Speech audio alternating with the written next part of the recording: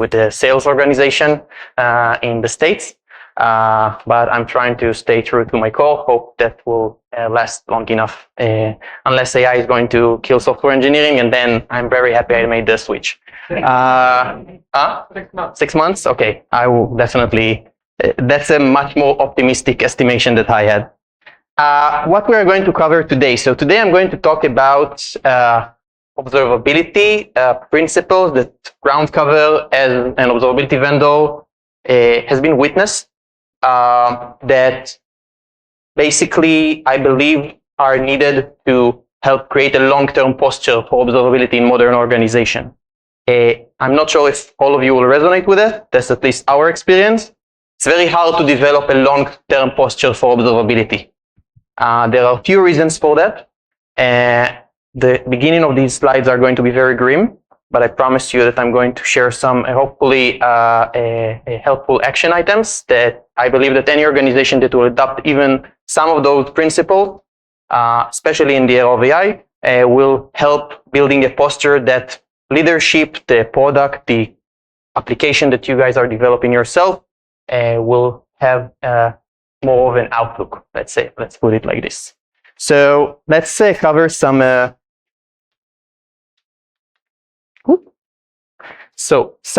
movements in observability. Basically, we all use the word observability, right? It used to be monitoring. And now, even though there are like a lot of subtleties and people that will die on the hill of saying those are like completely different things, but truth is, practically speaking, observability became like this broader concept of what traditional monitoring used to encompass, and it just contains more scope. It's not just about finding issues, right? So let's probably the first thing that when people hear things about traditional monitoring, it will be like alerts, tracing, troubleshooting, SRE, paging, PagerDuty nightmares, waking up 2 a.m. But observability became like this more ambiguous concept where we're not just like reacting to issues, but also trying to make sense of our software as it develops at faster than light speeds. And this, I wrote this like before I got my Cloud Code license, and this was true back then. And now I'm pretty sad that I used the word faster, I used the term faster than light before Cloud Code, because I was definitely underestimating how fast software engineering can get in this era. So there are also pillars, right? Everybody talks about the pillars. Again, another hot potato. There are 3 pillars, there are 5 pillars, there are no pillars. Everything is an event. But if we'll stick with the conservative assumptions that there are some data types that rule the world of observability, those will be logs, traces, and metrics, where logs are probably, I like to think about logs as the glucose of observability world. It's like the sugar, it's the oil, it's fracking in software engineering. It's just about throwing expensive, wasteful data points, but it's the most convenient and adaptable data types of them all. While metrics and traces definitely give you better experience as a reward for implementing them, but they pose some ramp up compared to just using string. Just an easy way for me to think about logs, how trivial it is to write logs. Log is the first line of code that everybody here wrote, right? Like hello world is basically us making sure that the first lines of C code that we ever wrote are working. The other trend is that there are a lot of moving parts.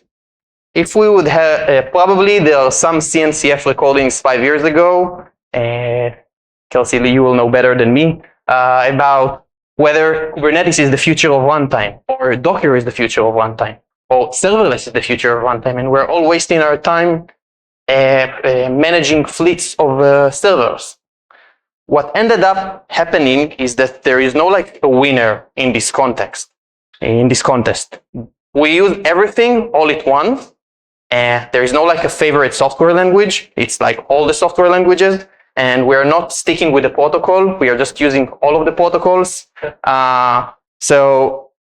And everything is like connected. Like microservices are getting more micro, protocols are getting more fragmented, and your average Claude-coded dishwasher schedule project will look probably like this. So this entire ship of like observing software and like the practices baked into software engineering that are needed for understanding what our code is doing, it's basically cracking under pressure. Here are some stats so by the way, this is a great resource, and I highly suggest giving this like a refresh every quarter or like every year. Grafana is doing an annual observability survey.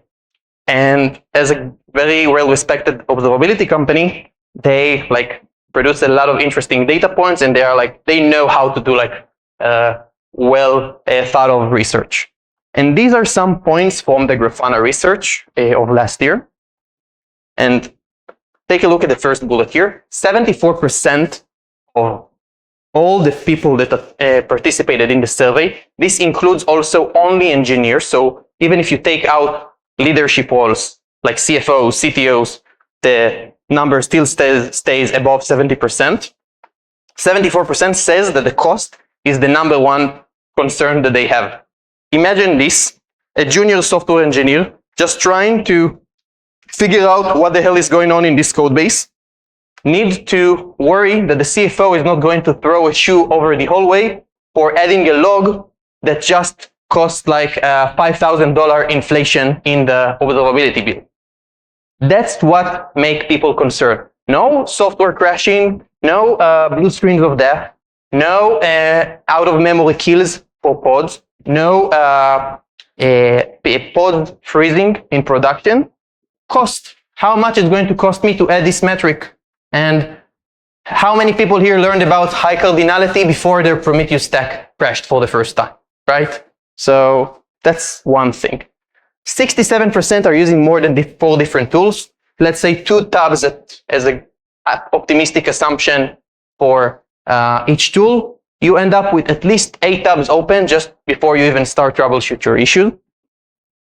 It is very relieving to see that more people are adopting open source practices, but at the very last bullet here, only 3% have a single pane of glass for their observability.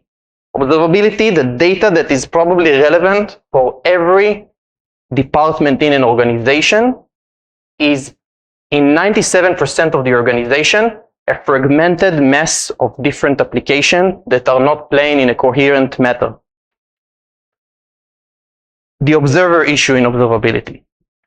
So the other issue is that observability has a strong assumption, even when we're talking about logs, is that someone is introducing that log into the software.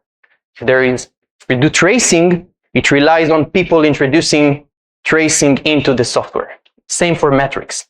This underlying assumption that when an engineer is writing code and they know that they should observe it later is a bad assumption in an era where software moves so fast. Especially with AI, and just try to retroactively think about the code that Claude Code generated for you. How many log lines did it add? Did it suggest you when it produced a function to add a metric here? Or maybe it makes more sense to use the metric instead of log? Or hey, this log is unstructured. This is going to be very hard to query later. Observability agents are not doing that. And the issue is that we are still relying on that manual effort, that craft of instrumentation as the enabler for the ability to look into how our code is behaving. Oh no.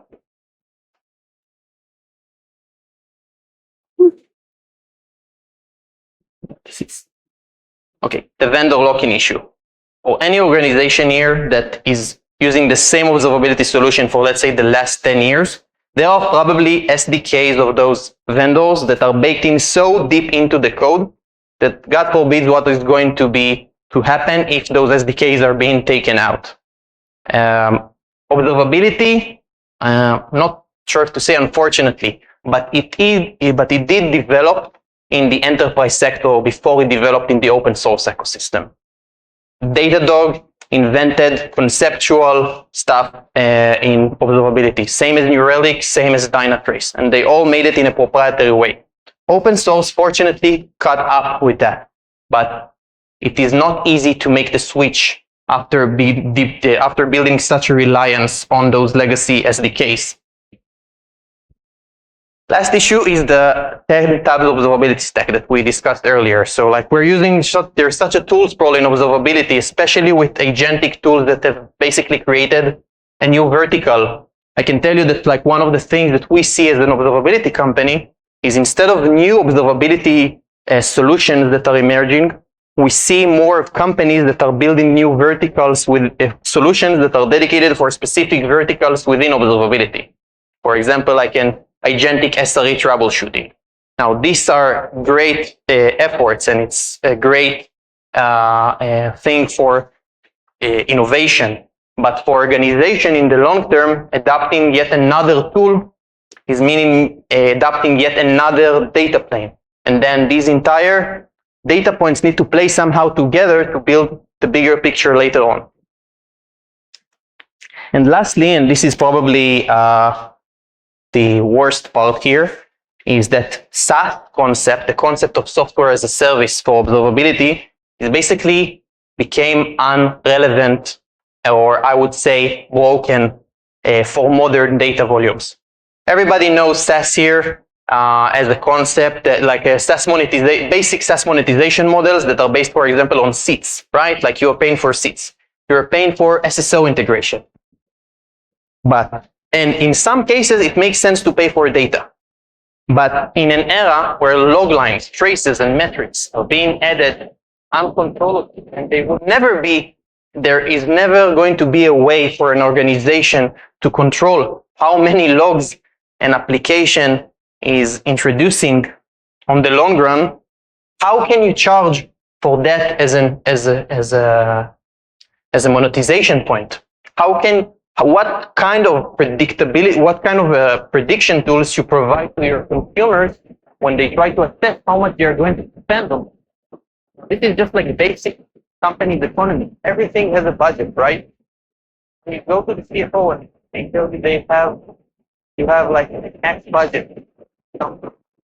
How are you able to tell them that the entire growth that is of the code of the applications that we develop is going to conclude within the limits of the budget that you provide me? What happens due to this concept, due to this issue, is that companies have become addicted to cost control ops. Like there are engineers in companies that all their job is to control how much logs and metrics and traces they are like shipping to the SaaS solution.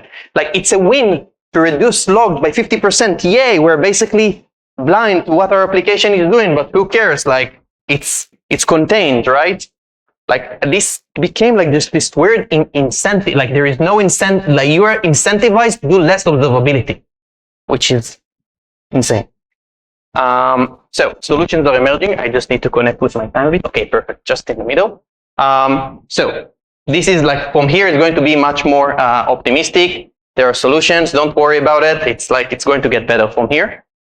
So these are not, I would say, these are principles, not action items. Okay, so it is tools that it's not like tools that you need to adopt, but practices and technologies to be aware of that adopting any one of these will probably help your long-term efforts. It might possess, some of them will possess like a short-term, they will have like a short-term tax, but most probably, they will return their investment very quickly, and more importantly, will reduce the volatility that exists in current observability practices.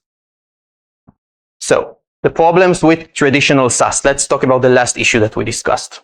Vendors are charging for hidden markups. So you pay for log, traces, and metrics. You have no idea if those prices make sense. They can get doubled the year after. So you basically are being incentivized not to optimize, not to do more observability, but actually to do less observability in the long run. Keeping cost under control becomes like an engineering work that someone needs to do. And basically, this is like a quote that I would say I hear in one of every 3 sales calls, is that, yeah, we used to have monitors on this one, but we had to drop them due to cost concern. The other alternative these days is on-premise deployment. A lot of companies, this is something that we see very often, companies are offloading from their SaaS observability vendor to a local hosted Grafana, just host their own Prometheus stack, they are doing their own Loki stack. Every developer, it's like their guilty pleasure, nobody notices, they will set up like a small Grafana for their own efforts. And this is actually great in the sense, like on-prem in that sense is actually great. It's like old school software ownership. You are either not paying because it's free, or like you are buying something and you own it like you used to own a car, but apparently we're going to a future where car is going to cost us $5,000 a month, but well. So we are basically going to, this is like a cool model. It used to work, it's simple, it's fair. However, modern cloud became complex underneath these efforts. So all of a sudden, for everybody here who is like have like AWS EKS clusters, you might be familiar with the cross AZ cost. Apparently, there are like hidden tags in modern cloud environments, and it's enough for your Prometheus stack to be on one AZ, and all this job, all the pods that you scrape be on another AZ, and all of a sudden you pay just a lot of money. Another issue, for example, is using the wrong storage. Like how many engineers are aware when they deploy Prometheus stack, what is the default storage class in their Kubernetes cluster? I will tell you the answer, no one knows. And they might use like a GP3 super expensive SSD premium because this is what they decide to do for the default in the production environment. But actually, if they would only switch to a cheaper storage class, they will pay half for the stack. And the other thing is like unfitting compute. Take any database from the last 5 years. I can vet, I think that's true for at least ClickHouse from my knowledge. Move it from Intel machines to Graviton machines or AMD or R machines, and it will cost half and will perform 30% better. How many people know it? Again, the answer is not a lot. So you end up doing on-prem, which is great, but you're still like paying a lot of money because you're not a domain expert in maintaining those stacks. Enter BYOC. So for those of you who haven't heard about the BYOC model, BYOC stands for Bring Your Own Cloud. And it's kind of a hybrid deployment method for vendors to deploy solutions within customer premises, but have the ability to maintain it as a control plane from their control plane. And like those are companies including Groundcover, but ClickHouse, PinePhone, and Zilis, for example, you can take their products instead of using the SaaS solution. You can use the version where they basically host it on your VPC. You are paying for the infrastructure, then the licensing fee becomes something much more static, not something that they can charge you for ingestion or for data. It tries to basically blend the both worlds. You get a managed experience. You don't need to be a domain expert. They are incentivized to make it as cheap as possible for you, hopefully, if they're not abusing this model. Some of the companies, unfortunately, try to abuse the BYOC model, but at its core, when you are doing BYOC with a vendor, they basically lost the ability to bullshit you. Sorry for my language. They are what they can charge you for. Well, like what will be the license model? Ingestion, you are paying for the ingestion. You are paying for the egress. It happens within your premise, right? It's happened within your account. So the licensing needs to become something much more pure and hopefully also something much more predictable for you. And as they run the software on stack on your premise, the better they get in running it efficiently, the less you pay the customer, which all of a sudden makes the vendors highly incentivized to be actually better and more efficient. The next principle that I'm going to speak about is the one-stop shop principle. Data fragmentation ends up in making building context much more complex. you need to open a lot of tabs in order to have like a wide view of the issue. It becomes much more harder to consume and centralize the data, or centralizing the data become an op on its own. Like a lot of companies, they will do like ClickHouse, Prometheus, another database, and then they will do like a ETL pipeline to concentrate the portion of this data in a separate instance. And this has become like another engineering effort for the company. The less places your data is staying in, the easier it is to use it and to build context out of it. This is, by the way, hopefully it will get approved, but my 2026 meetup is about like how we build our MCP server in Groundcover. And one of our findings was that actually trying to consolidate MCP tool, like using less MCP tools and less tools within each MCP integration, actually created for us better results when working with agent. So humans and agent on that front are kind of like the same. They prefer to integrate with less things and have the data in one place. It just makes it easier to understand what is happening as a whole. The next principle, and I would say from our experience, this is like something that this is probably consumed the entire first year of Groundcover, and it is eBPF. So for those of you who haven't heard about eBPF, it's a Linux kernel technology. Long story short, it's like a good analogy will be it's like a JavaScript for the kernel. It's a safe sandbox to run and intercept operations that are happening within the user space and interact with them without in a safe manner and without interfering with their performance. So with eBPF, basically what you can do is you can generate data points about your applications without relying on instrumentations. There are many efforts that are done in this sector, and these are security efforts like Tetragon, and Cilium is a networking effort, like a eBPF-based networking topology. And the last, and some of you probably heard, and this is a very good news for the OpenTelemetry ecosystem, is OBI. Grafana contributed Bela, their own in-house eBPF agent. They contributed it to the OpenTelemetry ecosystem, which hopefully will be the last nail in standardizing OpenTelemetry as the way to ship data into observability vendors. And what's so amazing about eBPF is not like just the technology itself, is the impact on what it means to track software. You are no longer blocked by login, tracing, and metrics, manual instrumentation, in order to understand how your applications are acting, which is huge in the era of AI, where code changes at even like an hourly manner in production, in even the biggest companies. Oh. Yeah, so this is just like some screenshot about eBPF. Standardization, which is the last principle I'm going to discuss. Let me see the clock. Okay, 4 minutes. I can do it. Standardization. So we talked about the vendor locking issue in the observability space. There is no easy answer when it comes to moving from a proprietary SDK to an open source stack. There is no Navy SEAL for saying, maybe for known for some of you, the only easy day was yesterday.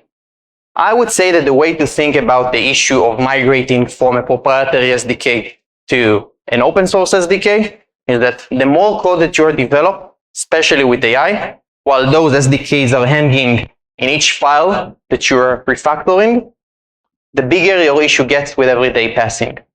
Now, there are some efforts of doing migrations or with compatibility layer for other vendors.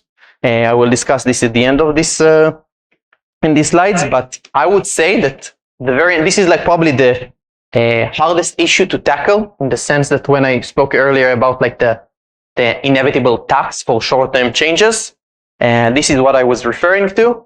But I truly believe that, first of all, like all the vendors aligned to the OpenTelemetry ecosystem. Like you can these days ship OpenTelemetry to any one of the vendors, and every new vendor that pops up is OpenTelemetry native by default. There is no going to be an observability vendor that is not aligning itself with OpenTelemetry, most probably. It's pretty much it's one, which is great news. So the question now is how early and how fast we can make this change. And what about AI? Yeah, this is probably for some of you, it's like, well, this feels like a 2025 talk so far, right? It's like, where's the AI? And since I tried to squeeze them in so far, but yeah, you can see it wasn't the main theme of this slides. But these principles are not irrelevant in the era of AI. AI actually just like emphasize how important it is to leverage and to implement those principles. BYOC, having all the data on your premise, is a huge enabler for adapting AI on its own. Like, AI is known for enjoying amounts of data, and there are also AI interactions in your workloads are going to contain AI interactions with AI vendors, and this is going to involve a lot of sensitive data. And all of a sudden, the compliance and the importance of in what premise these entire efforts are happening in becomes super important. And if you are no longer paying for ingestion, then you can really adapt AI to its full extent. Having a huge, I won't name the vendor, but it's a well-known animal that is just charging insane amount of, not insane, like just big amount of money for ingesting data, is literally at this point holding you back from adapting AI in a way that doesn't make you need to think about every commit that you're making. eBPF is most probably, the only way to keep with AI velocity when it comes to monitoring your applications. You, as I mentioned earlier, agents are not adding instrumentation to your applications. So at the very least, have some basic base layer that will always make sure that you have some data points about your applications as they are changing in a very quick manner. One-stop shop, as I mentioned, and hopefully we are going to also release our internal work about it soon.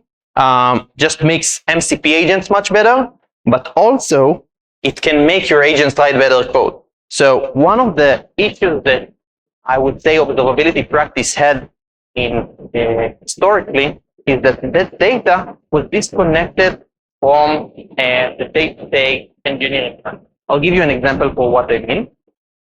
How many people here are refactoring an endpoint and are pondering whether there is an SLO monitor on that endpoint that maybe if I will add this DB call might break this endpoint SLO, and I'm going to pay some unlucky on-call shift 2 a.m. this day? Probably no one, and that's okay. Like, it's not something that most engineers are thinking of. But when you connect observability data to your agents, all of a sudden that data becomes accessible, and the AI agent, while it generates the code, can take into consideration this kind of data points, like how the application currently behaves in production. This is a very interesting topic that we are actively working on in Groundcover, and like try to also design our MCP, take these kind of use cases into account. So, key takeaway. Don't fully rely on instrumentation. Try to unify your stack to maximize efficiency. The time to vendor unlock yourself is now. It's not going to get any easier. And observe every stage in the process.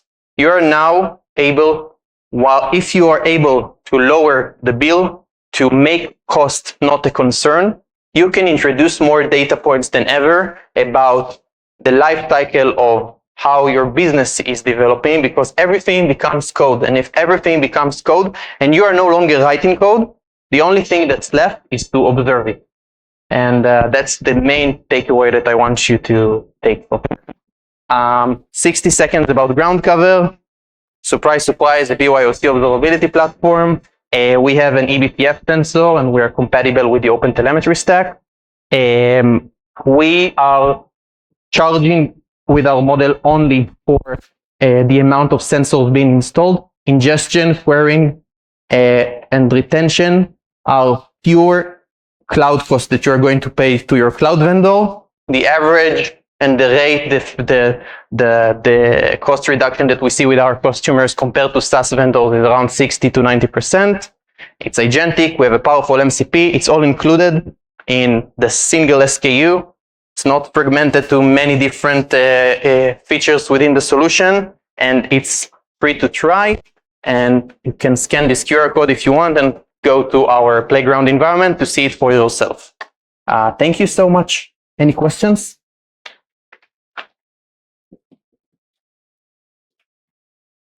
Let people finish back and forth. No, it's okay. The costing comes up a lot, especially with people, and I don't know if you covered this problem in your talk. The cost feels outrageous because a lot of times people feel like the data that they're pushing to these systems totally useless, right? Unless there's a problem, most people don't even look at it. So lowering the cost can mask that problem, but that problem is still there. They're pushing a lot of data. It doesn't get a lot of usage. As you thought about all of this, what do people do about that component of it? Should we just continue pushing everything and find the needle in the haystack when it's time? Or should we be thinking about the volume of data that doesn't even make sense? So, first of all, amazing question. This is something that I think is a challenge to us vendor to accept that software engineering practice in many different companies is not something that we can enforce in a cultural way. I will say my take at least, and I'm not sure even it's the Groundcover take, but my personal take. People are not writing excellent code, and that's okay. There is no, I would say there is no macro excellence in writing excellent code for the long term. Bad logs, useless logs are going to exist. Useless logs are most of the time used to be useful logs that just became redundant. I think that our job as a vendor, as observability vendors, and what consumers should push observability vendors is to provide them better refinement tools to retroactively do this kind of refinement, to understand that something is now useless and producing no more use, and give you and incentivize you to drop it or to drop the data point in order to make the experience better. But we try, for example, in Groundcover and a lot of the features to not blame you for not finding the needle in the haystack, but try to provide better tooling to find the needle no matter how big is the haystack, knowing that you will probably want to kill the haystack yourself regardless of Groundcover. Now, I will say how this connects to BYOC. In Groundcover, for example, we did 2 engineering decisions regarding this matter. First of all, we do all the filtering at the edge. We're not filtering on the backend side. The reason for that is for every log you drop, you're not just paying less for the storage infrastructure, you're also paying less for the egress and networking costs. Edge weren't being collected like on the server. Yeah, exactly. We're transferring the configuration to there and we do it on the edge. Doing it on the edge gives you double win in terms of cost. It lowers the networking bandwidth and it lowers the retention on the other side. When you drop enough logs in Groundcover, we are going to naturally downscale the backend deployment. The backend deployment, you pay for it directly to your cloud vendors. So you are still incentivized to lower the haystack because you have the most universal. It's like everybody wants to save money. It's like it's never going to be not a goal for every department. So that's at least how we look at it. And the other part of it is just, okay, we know that there is a transitory state in time where your company is producing wasteful logs. I think it's safe to say that even with the entire amount, and I'll give another example. How many people did the AI challenge now, where it's like you ask ChatGPT, how will you treat me if this was like the real world? You heard about this? Like everybody is like sorry. Yeah, I'm proud. I need to change my social groups probably. Anyway, we are all probably running prompts in our AI agents that are consuming gigawatts for producing a picture of ourselves dressed as a banana. So what I'm trying to say is that the waste in observability, in my experience, is more of a gaslighting act from vendors trying to reduce your ingestion to a point where they can acquire you as a customer. So this is their only ability to handle, to give you like a sensible offering, a sensible quote, rather like a real engineering ongoing issue. As long as you provide the incentive, which can be cost, which can be clarity to your customer, it is okay that software is not at an excellent shape at any given point in time. I'll have one quick follow-up because there's one for that. Beautiful answer, by the way. Right now, a lot of the useless laws, I think you elaborated really well, sometimes just become redundant. So today, people are manually injecting metrics laws, creating annotations. But you mentioned eBPF quite a bit. Do you see a world where people stop manually injecting this and then allowing us to just gather from eBPF, like you can get client server connection from there, and then add context in the other system versus adding context in the code base? So I will give you the, 4 years ago, Noam, when he was just like an arrogant founding engineer in Groundcover, would have told you yes, because I fell in love with eBPF and I was like, yeah, well, like, why you need your metrics? Like, use our metrics. But I would say that what we are these days trying to solve with eBPF is not the need to produce metrics or data points, let's say, at all, but just not to produce a compute data points or like infrastructure data points. There's no point in you monitoring endpoint latencies. Like, people are still doing manual work in measuring how much an endpoint takes. This is what which we try to eliminate a thick layer of telemetry issues that can be solved by eBPF, and leave room only for what I like to think of as like business level question. There are metrics such as, for example, like payments that occurred. I think that, yeah, maybe I can do it with eBPF. It's just like such a heavy lift compared to the ability of adding it as an instrumentation, that at this point, if we only leave this class of instrumentation ops, instrumentation becomes a much nicer thing to do. Thank you. Thank you for the questions. Sorry, is there a concept of automatically elevating the box?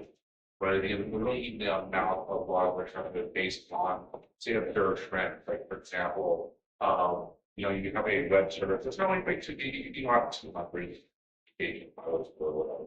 You start thinking of the trend of the third of the 500.